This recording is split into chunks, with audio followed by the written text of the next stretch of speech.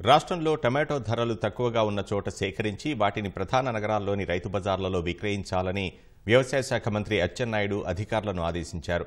Tomato రైతులను ఆదుకోవడమే లక్ష్యంగా అనంతపురం, కర్నూలు, విజయనగరం, అనకాపల్లి జిల్లాల్లో కిలో 8 రూపాయలకు 1000 క్వింటాళ్లు సేకరించినట్లు అచ్చెన్న తెలిపారు. విజయనగరం, అనకాపల్లి జిల్లాల్లో కొన్న సరుకును విశాఖ, రాజమండ్రి జిల్లాల్లోని రైతు బజార్లలో, అనంతపురం, కర్నూలు జిల్లాల్లో సేకరించిన టమాటోలను విజయవాడ, గుంటూరు జిల్లాల్లోని రైతు బజార్లలో విక్రయిస్తున్నట్లు తెలిపారు.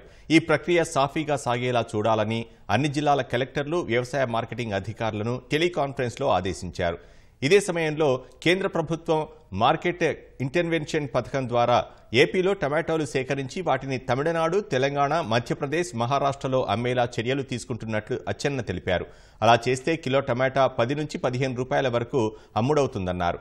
రాష్ట్రంలోని ప్రాసెసింగ్ యూనిట్లకు కూడా టమాటోలను పంపి రైతులకు మంచి గిట్టుబాటు ధర వచ్చే విధంగా చర్యలు తీసుకోవాలని మంత్రి ఆదేశించారు. ప్రతి రైతు బజార్లోనే ఒక ఎస్టేట్ ఆఫీసర్ ఉంటారు. ఎస్టేట్ ఆఫీసర్ వారిని కన్సల్ట్ అయ్యారంటే మీరు ఎంత స్టాక్ తీసుకుని వచ్చినా సరే వాళ్ళు అక్కడ అకామిడేట్ చేసి మీ స్టాక్ని మీరు కూర్చొని అమ్మితే మీతోనే అమ్మిస్తారు. లేదు మీరు అమ్ముకోలేని పక్షంలో మీ స్టాక్ని అక్కడ ఉన్న సెల్ఫ్ హెల్ప్ గ్రూపుల ద్వారా కానీ రెంటెడ్ స్టాల్స్ ఎవరైతే ఉన్నారో వాళ్ళందరి ద్వారా మీ స్టాక్ని అమ్మేలా చర్యలు తీసుకుంటారన్నమాట. మీకు 13 రూపాయల వరకు ప్రైస్ గిట్టుబాటు అవుతుందండి.